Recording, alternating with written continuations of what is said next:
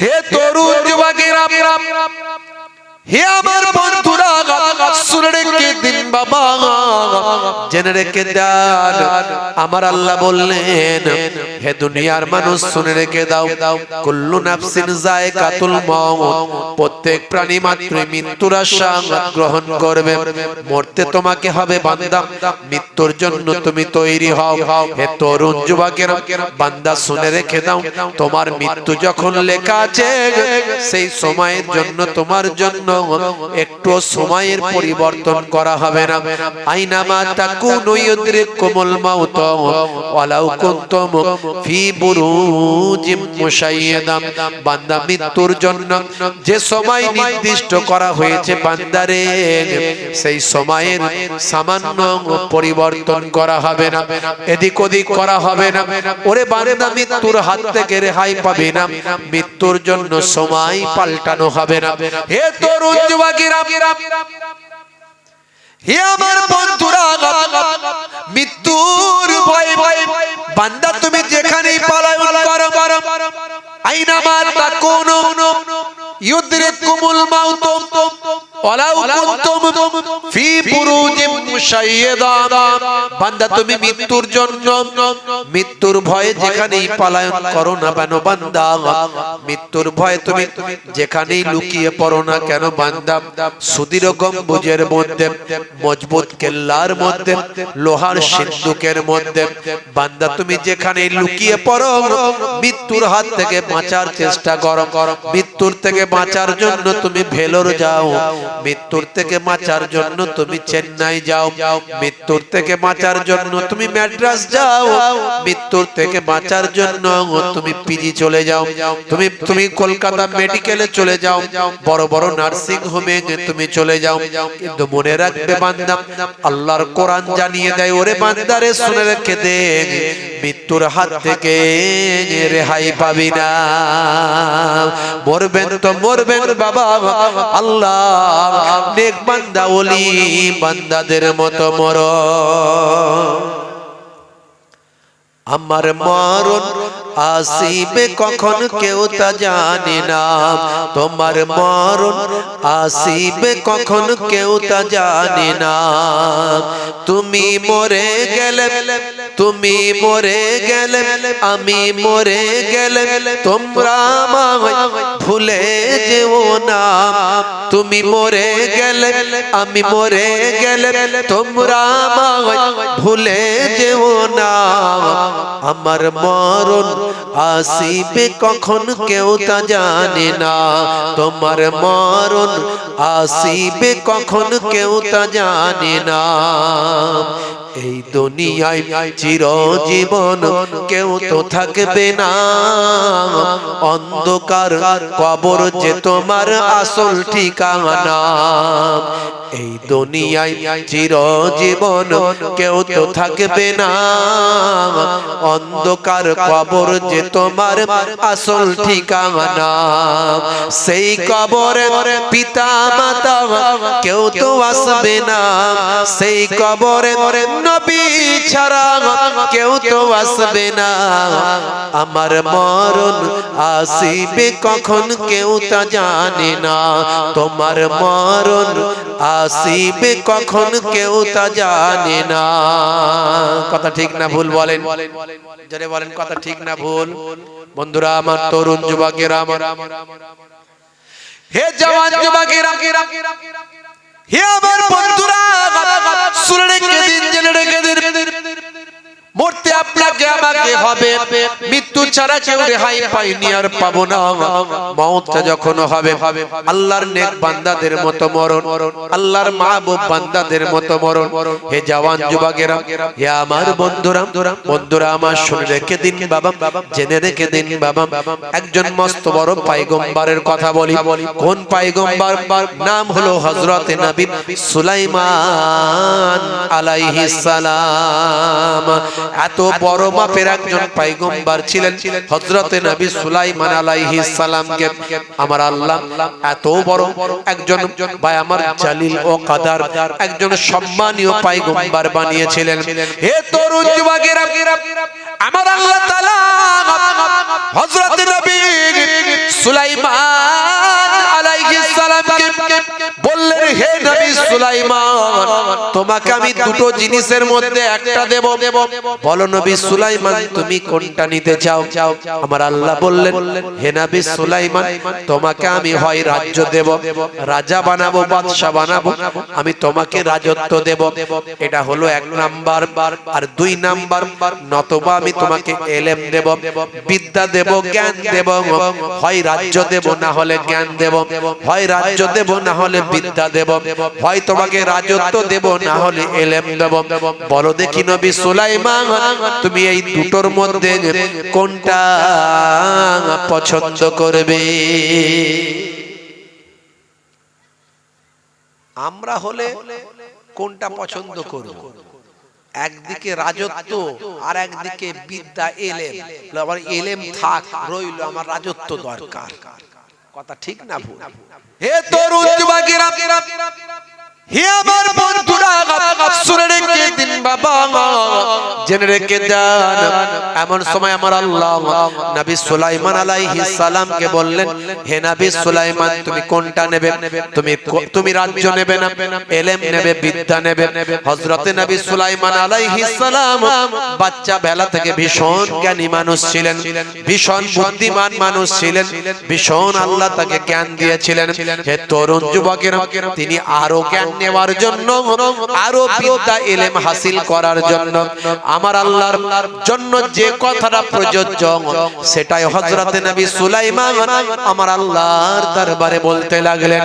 আমার আল্লাহর দরবারে বললেন, আমার মাবুদ আল্লাহ, আমি রাজ্য চাই না, আমি রাজ্য চাই না, আমার রাজত্ব দরকার না, আমার বাদশাহী দরকার নাই। আমার আল্লাহ, আমার মাবুদ, আমাকে এলেম দান করুন, আমাকে বিদ্যা দান করুন, আমাকে জ্ঞান দান করুন।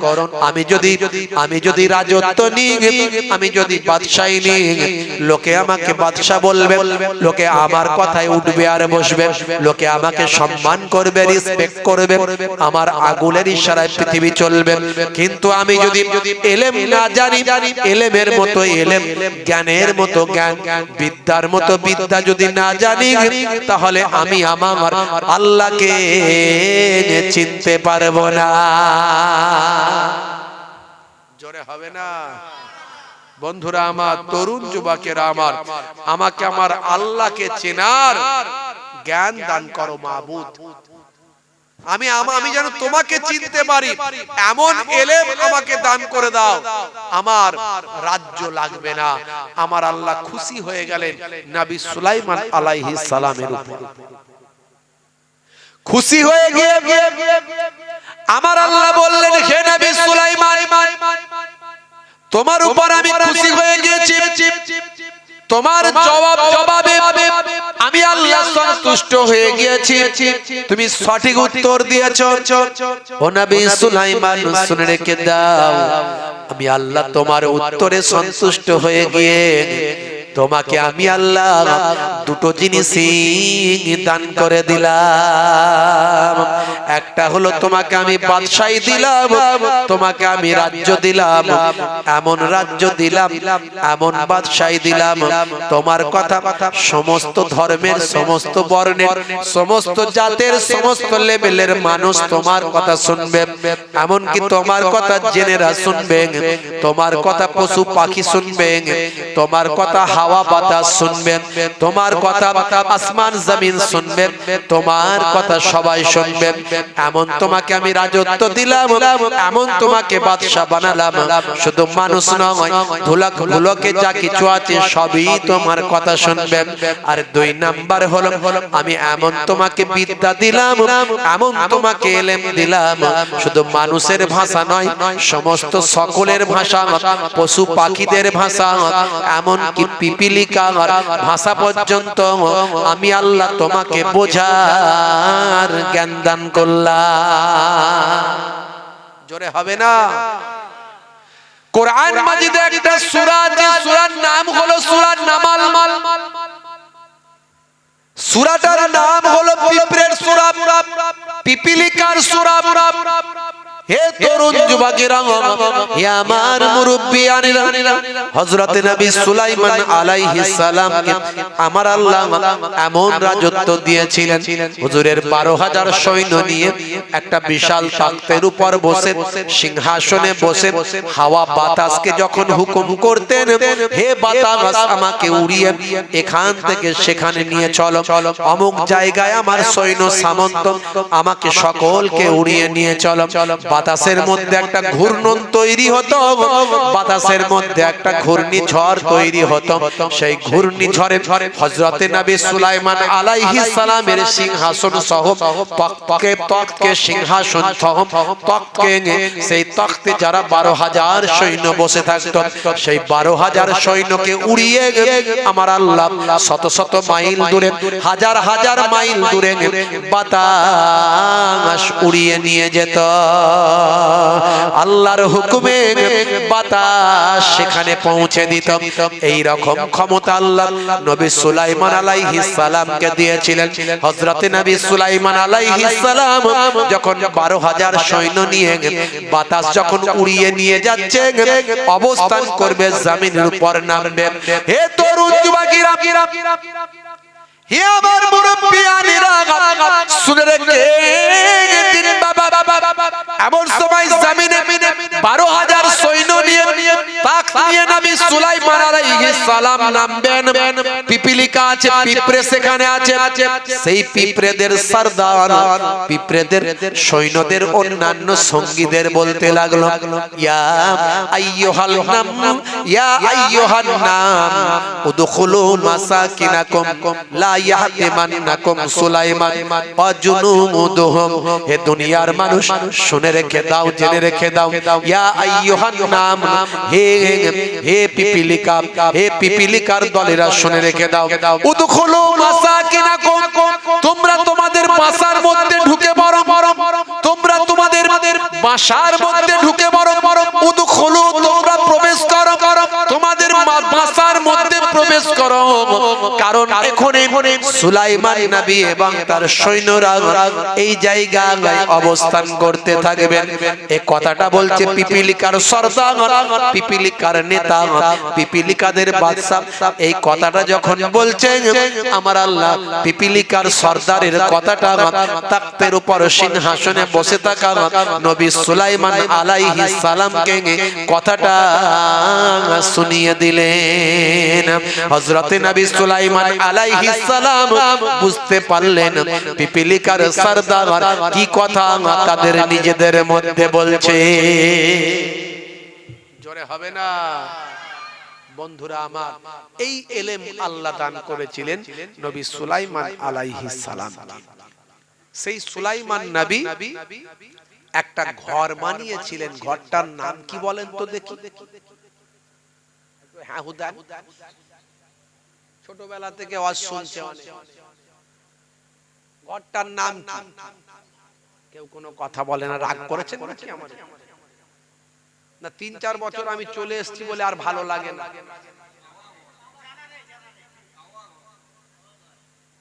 না, সুলাইমান নবী একটা ঘর বানিয়েছিলেন।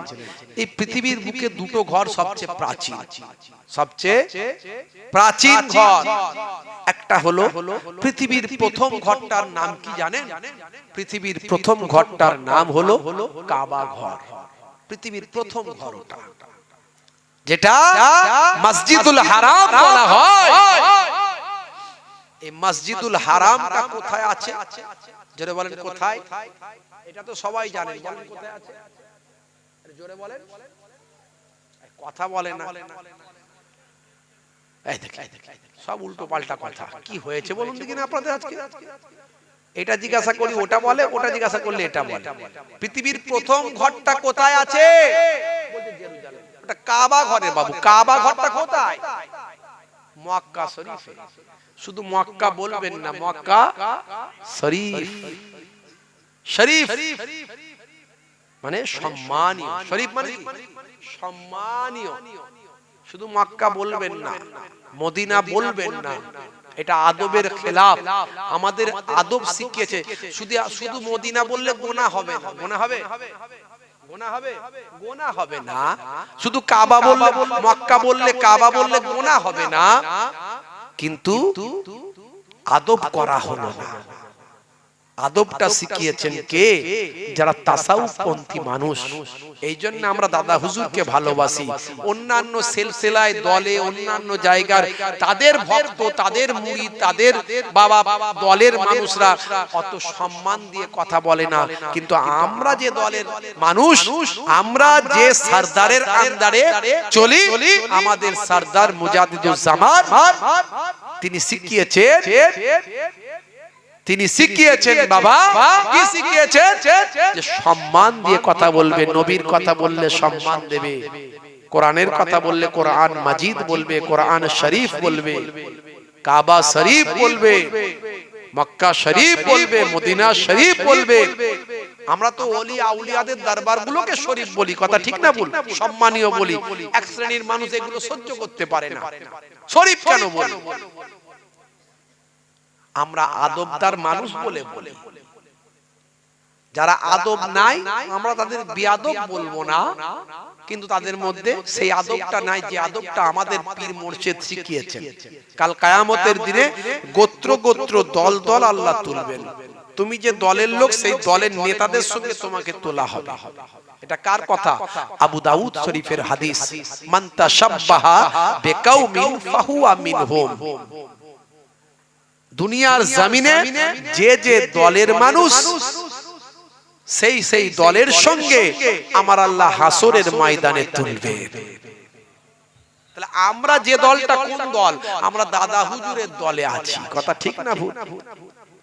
আমরা দাদা হুজুরের দলে থেকে দাদা হুজুরের সঙ্গে, বসিরহাট হুজুরের সঙ্গে, মায়াপুর পীরনগর হুজুরের সঙ্গে, বড় বড় আল্লাহর ওলিদের সঙ্গে কিয়ামতের দিনে রাসূলের সামনে গিয়ে হাজিরা দেব। একটা দল হয়ে রাসূলের দরবারে যাব। রাসূল তো মূল কেন্দ্র, কথা ঠিক না ভুল? যারা বলে রাসূল শুধু আমাদের রাসূল নাকি? সারা পৃথিবীর মানুষের রাসূল। সারা পৃথিবীর কত দল আছে মুসলমানদের, সব দলের লোকেরা আগে পরে আসবে, সবাই নবীর কাছে আসবে যদি ঈমান থাকে। আর নবী ছাড়া সেদিন সুপারিশকারী কেউ থাকবে না, শাফাআতকারী কেউ থাকবে না। তাহলে সেই দল হিসাবে তারা যাবে। এই জন্য আমরা যে দলটার অধীনে আছি, সেই দলটা হলো মুজাদ্দিদুজ্জামানের দল। আর এই দলের যে আকীদা, তাম পৃথিবীর মুসলমানদের বড় জামাতের সেই আকীদা। জোরে বলুন সুবহানাল্লাহ। দাদা হুজুর কেবলার দলটা নিজস্ব দল নয়, এটা হলো হিজবুল্লাহ, আল্লাহর দল। জোরে বলুন সুবহানাল্লাহ। ভুল বোঝায় কিছু মানুষ, আখেরি জামানায় অনেক রকমের দল বেরিয়েছে, বুঝতে পারছেন? কত রকমের দল মাযহাব বেরিয়েছে। তরুণ যুবকেরা আমার, মুরব্বিয়ানেরা আমার, এটা এই দল, ওটা ওই দল, এটা সেই দল, এটা তাবলীগ, এটা দেওবন্দি, এটা বেরলভী, এটা আহলে হাদিস, এটা লামাযহাবী, কত রকমের দল। আর আমরা যে দলটার ভিতরে আছি, আমাদের দলটার নাম হলো হিজবুল্লাহ, আল্লাহর দল।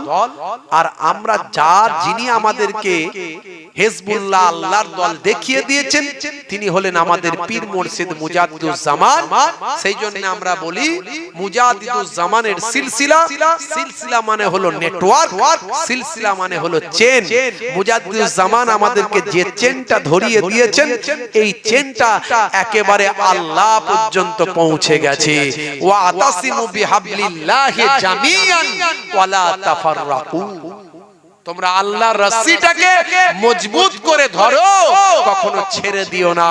মুজাদ্দিদুজ্জামান সেই রশিটা আমাদের ধরিয়েছেন। এই জন্য আমরা দাদা হুজুর পীর কেবলার সিলসিলা বলি, তিনি আমাদেরকে ধরিয়ে দিয়েছেন। ভালো করে বুঝবেন, কিন্তু দাদা হুজুর কেবলার কোনো দল নাই। আমরা সেই একটা গোত্রের মানুষ।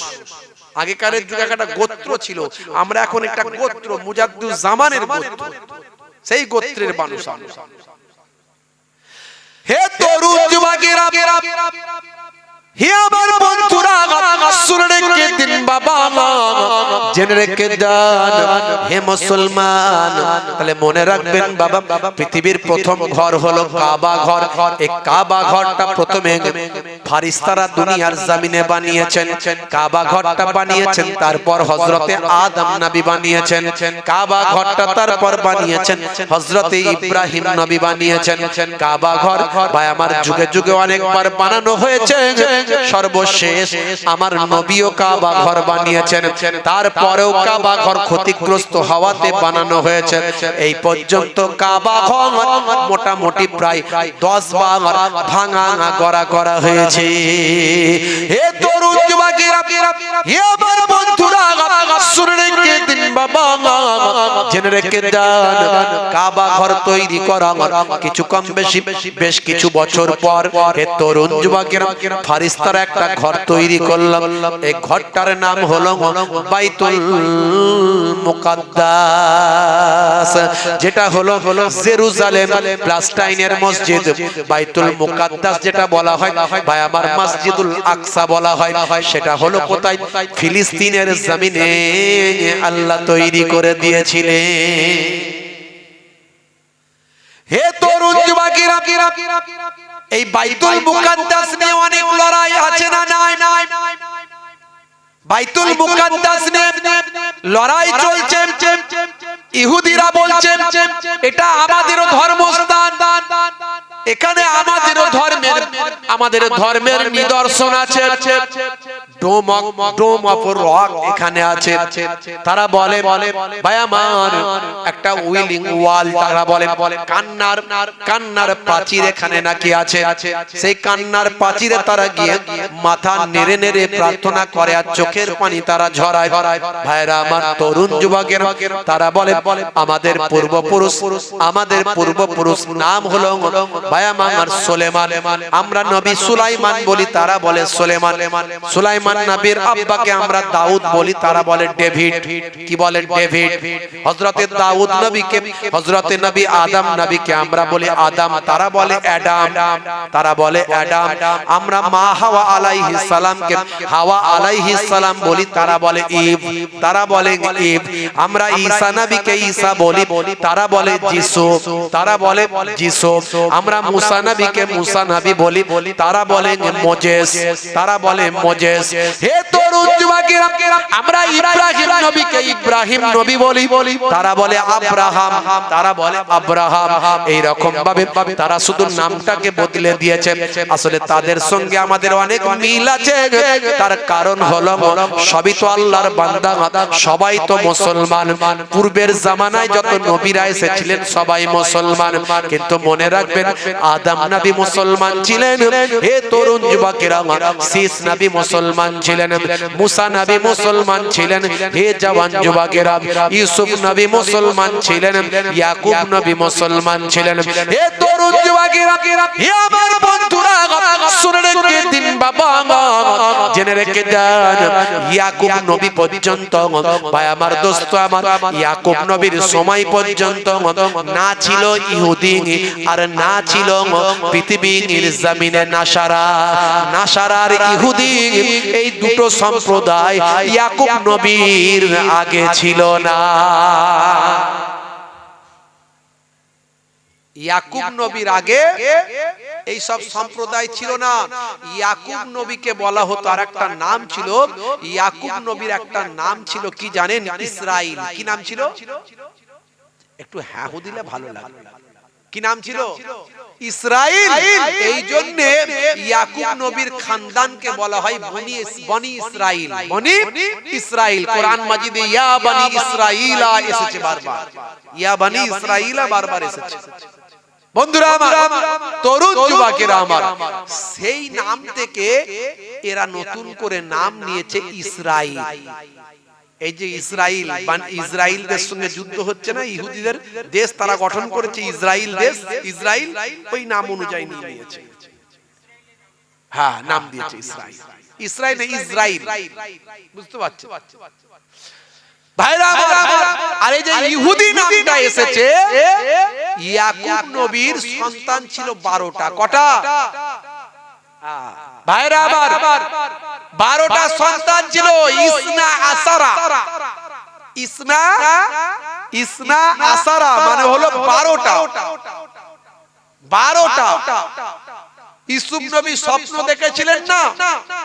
ইউসুফ নবী স্বপ্ন দেখেছিলেন। আল্লাহ কোরআন মাজিদে বলেছেন, আয় আমার পিতা। ইয়াকুব নবীকে ইউসুফ নবী বলছেন, আয় আমার পিতা, আহাদা আশারা কাউকাবান, 11টা কাউকাবান নক্ষত্র আমাকে সিজদা করছে। জোরে বলুন সুবহানাল্লাহ। তার মানে 11 ভাই আমার সামনে তারা নত হয়ে আছে। এই যে 11টা নক্ষত্র, 11টা তারকা আমাকে সিজদা করছে। ইউসুফ নবীর আব্বা জান বুঝে গিয়েছিলেন আল্লাহ তোমাকে এই 12 ভাইয়ের মধ্যে পয়গম্বর বানাবেন। তো ইউসুফ নবীর মোট 12টা ভাই ছিলেন, কিন্তু নিজের মায়ের ভাই তারা ছিলেন দুজন। কজন? জোরে বলেন কজন? দুজন। একটা হলো ইউসুফ আলাইহিস সালাম, আর একটা হচ্ছে বুনিয়ামিন, আর একটা হচ্ছে বুনিয়ামিন। বন্ধুরা আমার, এই ইউসুফ নবী বুনিয়ামিন এই খানদান থেকে, এই বংশ থেকে সবচেয়ে বেশি পয়গম্বর এসেছে। জোরে বলুন সুবহানাল্লাহ। এনারা কিন্তু ইহুদি ছিল না। অনেকে বলে এই যত পয়গম্বরেরা সব ইহুদি এসেছে। ইহুদি। বলুন নাউজুবিল্লাহ, বলুন নাউজুবিল্লাহ। কোন পয়গম্বর ইহুদি ছিল না। এই মুর্শিদাবাদের একটা ভাই আমার শায়েখ বেরিয়েছে। শায়েখ মাদ্রাসায় পড়ে না, শায়েখ হয়ে গেছে। বুঝতে পারছো?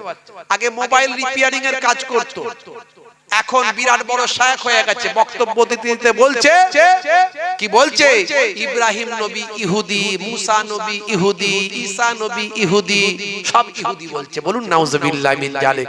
আসলে ওরা হচ্ছে ইহুদিদের চেলা, ইহুদিদের কাছ থেকে টাকা পায় আর মুসলমানদের মধ্যে ফিতনা তৈরি করে। ওদের কাজ, সেটা প্রমাণিত হয়েছে। ওদের অনেকগুলো বক্তব্য দল আছে।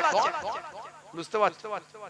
ওদের দলের লোকগুলো এমন এমন ফতোয়া দিচ্ছে, মাথা ঘুরে যাবে, মাথা ঘুরে যাবে। ওদের দলেরই আরেক লম্পট আছে।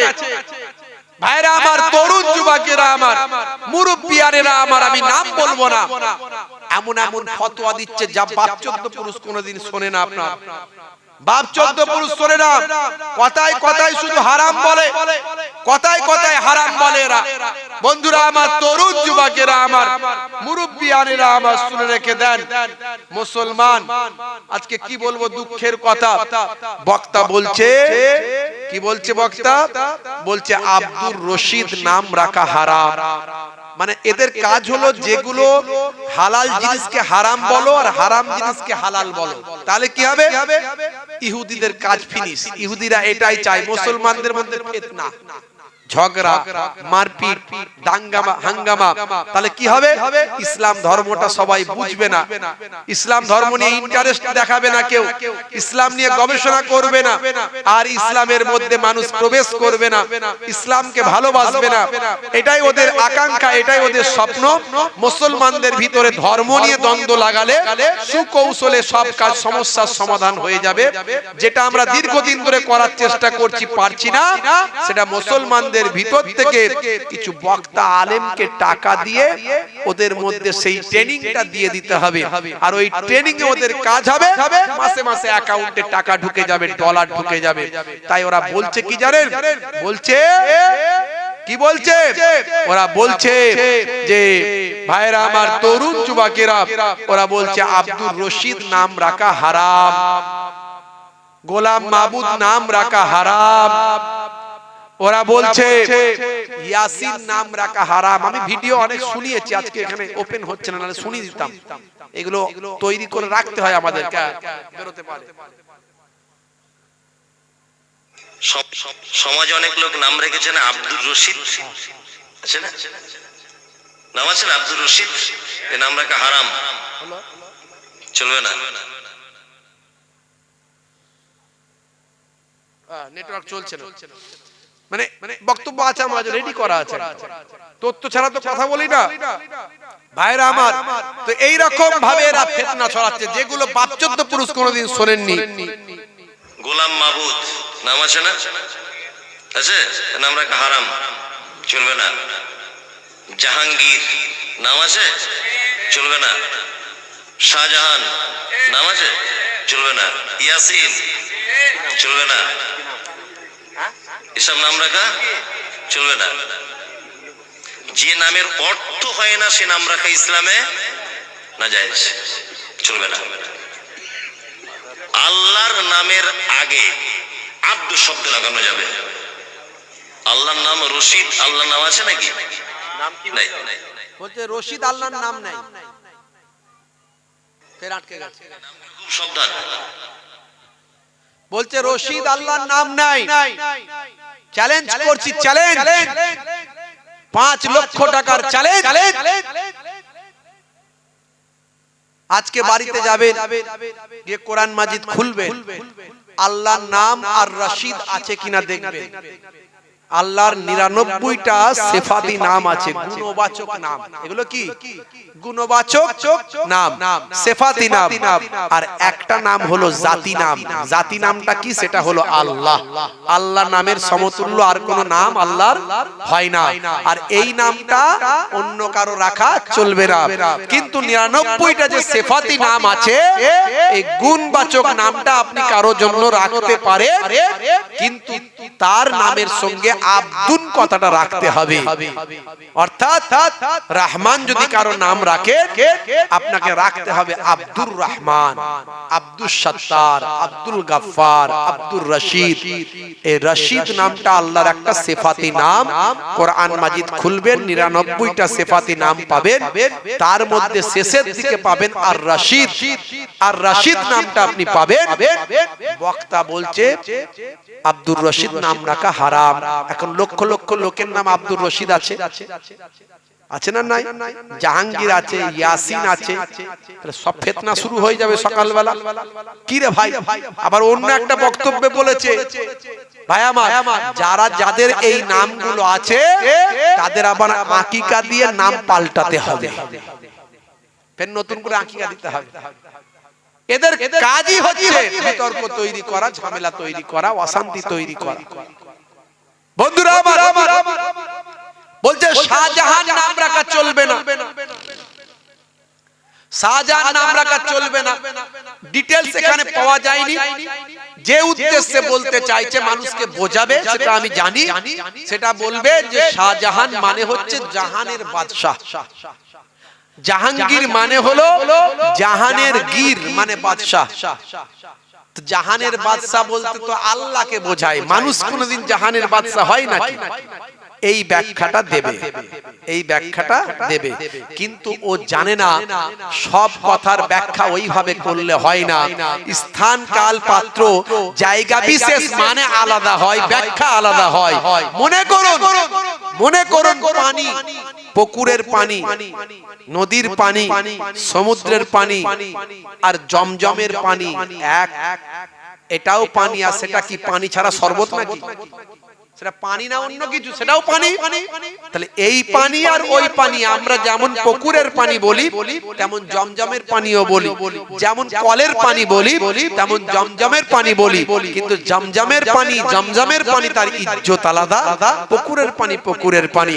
তাহলে এই পানির সঙ্গে সেই পানির কথা মেশালে এটা চরম মূর্খামি ছাড়া আর কিছু হতে পারে না। ও সেই জিনিসটা করছে। আরো সহজ করে উদাহরণ দিলে বোঝা যাবে। কেতাবুন মানে বই। আপনার বাচ্চা ছেলেটার ওয়ানের বই, সেটাও কেতাব। আরবিতে কেতাবুন মানে বই। ওয়ানের ছেলেটা, আপনার ছোট ছেলেটার যে বইটা, সেটাও হলো কেতাবুন বই। আবার কোরআন মাজিদটাকেও আরবিতে যদি বলা হয় ওটাও হলো কেতাব। কেতাবুন মানে ওটাও বই। তাহলে এই কেতাব আর ওই কেতাব এক করলে হবে? এটাও তো কেতাব বলবেন, ওটাও কেতাব বলবেন। দুটোর ব্যাখ্যা আলাদা, মানে আলাদা, সম্মান আলাদা, ইজ্জত আলাদা, দুটোর ভাবনা আলাদা। তাহলে এখানে এটাও কেতাব, ওটাও কেতাব। তাহলে যদি কেউ বলে এই কেতাব আর ওই কেতাবে এক, তাহলে চরম মূর্খামি ছাড়া আর কিছু হবে না। কথা ঠিক না ভুল? আরো যদি উদাহরণ দেওয়া যায়, এরকম অনেক উদাহরণ দেওয়া যেতে পারে। যেমন বাইতুল মানে হচ্ছে ঘর। বাইতুল মানে ঘর। এখন আপনার ঘরটাও ঘর, আপনার মাটির ঘরটাও ঘর, আপনার পাকা ঘরটাও ঘর, আর কাবা ঘরটাও ঘর। ওটাও বাইতুল্লাহ বলে লোকে, আল্লাহর ঘর। তাহলে ওটাও ঘর এটাও ঘর, তাহলে এই ঘর আর ওই ঘর যদি বলে সমান, এটা কি লোকে মানবে? যেরকম বল মানবে, বলাটাই তো বিয়াদবি আর বলাটাই তো মূর্খামি। তাহলে এই ঘর আর ওই ঘর এক নয়, তাহলে এটা আমার ঘর ওটা আল্লাহর ঘর। এটা হলো শাহজাহান মানে দুনিয়ার মানুষের বাদশা, আর আমার আল্লাহ হলে কুল কায়নাতের বাদশা। জোরে বলুন সুবহানাল্লাহ। তাহলে এই শাহজাহান ওই শাহজাহান এক করাটাই তো মূর্খামি। আর বাবু বলছে যে শাহজাহান নাম রাখা চলবে না, জাহাঙ্গীর নাম রাখা চলবে না, ইয়াসিন নাম রাখা চলবে না। একটা বক্তা ওই মাঝে মাঝে ডাব গাছে উঠে নাকি ডাব পেরেছিল বলে একটা বক্তা নাকি বেরিয়েছিল, জানিনি তো সেই বক্তা কি সব বলেছিল আবার শুনছিলাম তো ভাইয়েরা আমার। এখন সেই বক্তার নামও তো ইয়াসিন, কথা ঠিক না? তাকে গিয়ে তাহলে তো নাম বদলাতে হবে, বক্তায় বক্তায় লড়াই। বন্ধুরা আমার, তরুণ যুবকেরা আমার, মুরব্বিয়ানেরা আমার, আমি কাউকে ইন্ডিকেট করে বলছি না, কারো নাম ধরে বলছি না।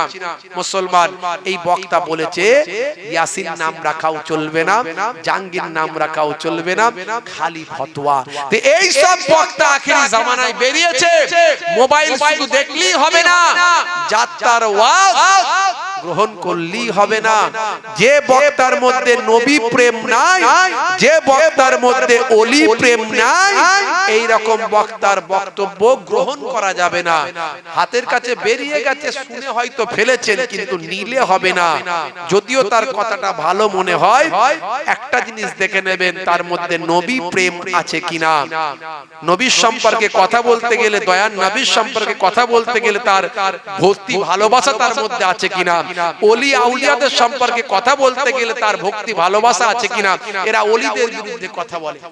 বাইজিদ বোস্তামি রাহমাতুল্লাহ আলাইহিকে বেদাতি বলে, বাইজিদ বোস্তামি রাহমাতুল্লাহ আলাইহিকে বেদাতি বলে। এদের জবানটা এত বড় হয়ে গেছে, আমেরিকা ব্রিটেনের ডলার খেয়ে খেয়ে ডলারের নেশায় এতটাই বুঁদ হয়ে গেছে যে এরা আসলে মুসলমান না, ওরা খ্রিস্টান না, ওরা ইহুদি আমার মাথায় আসে না। এরা বলতে বলতে বলেছে কি জানেন, এসব প্রমাণ আছে, সব ইউটিউবে যাবেন, ডকুমেন্টস পাবেন সব।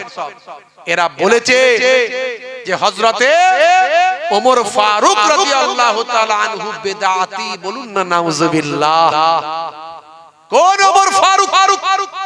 যে ওমর ফারুক সম্পর্কে আল্লাহর নবী বলেছেন লাউ কানা বাদি নাবিয়্যুন লাকানা ওমর, আমার পরে আল্লাহ যদি কাউকে নবী বানাতেন হযরত ওমর নবী হয়ে যেত।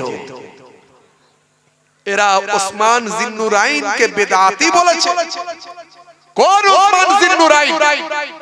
যে ওসমান জিন্নুরাইন সম্পর্কে আল্লাহর নবী বলেন ওসমান জিন্নুরাইন হবে আমার জান্নাতের বন্ধু, সেই ওসমান জিন্নুরাইনকে এরা বেদাতি বলেছে। কেন বলেছে জানেন? ওমর ফারুক হুজুরকে এরা বেদাতি বলেছে, তার কারণ হলো ওমর ফারুক রাদিয়াল্লাহু তাআলা আনহু রাষ্ট্রীয়ভাবে তারাবির নামাজ 20 রাকাত চালু করেছিলেন। জোরে বলুন সুবহানাল্লাহ। এরা তো 20 রাকাতের লোক নয়, এরা তো সবকিছু উল্টো পাল্টা করবে মুসলমানদের মধ্যে। সারা পৃথিবীর ম্যাক্সিমাম লোক ভাই আমার, অন্তত 90% 80% এরও বেশি লোক 20 রাকাত নামাজ পড়ে তারাবি। এরা তার বিরুদ্ধে। এদের কাজ তো সবসময় বদলে দেওয়া, পাল্টে দেওয়া, যাতে করে সমাজের মধ্যে বিভ্রান্ত তৈরি হয়। তো এরা নিজেদের বিভ্রান্ত তৈরি করতে গিয়ে, মত প্রতিষ্ঠা করতে গিয়ে ওমর ফারুক রাদিয়াল্লাহু তাআলা আনহুকে বলছে বেদাতি।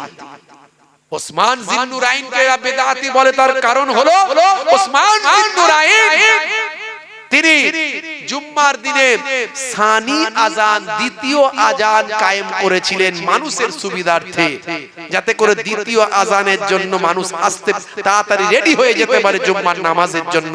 দ্বিতীয় আজান দিলে জানে এখনই নামাজ শুরু হচ্ছে, যাতে বুঝতে পারে। এই জন্য হযরত ওসমান জিন্নুরাইন দ্বিতীয় আজান প্রতিষ্ঠা করেছিলেন, জুম্মার দিনে সানি আজানের ব্যবস্থা করেছিলেন। এই জন্য এরা ওসমান জিন্নুরাইনকে বলে বেদাতি। অথচ আল্লাহর নবী বলেছেন আমার সাহাবাদের মধ্যে 10 জন সাহাবা দুনিয়ার জমিনে আল্লাহর নবী যাদেরকে জান্নাতের সার্টিফিকেট দিয়েছেন, যাদেরকে আল্লাহর নবী 10 জনকে জান্নাতের সার্টিফিকেট দিয়েছেন দুনিয়ার জমিনে, আশারায়ে মুবাশশিরা যাদের বলা হয় তার মধ্যে ওমর ফারুক রাদিয়াল্লাহু তাআলা আনহু আছেন, তার মধ্যে ওসমান জিন্নুরাইন আছেন। জোরে বলুন সুবহানাল্লাহ। শুধু তাই নয়, আল্লাহর নবী বলেছেন আসহাব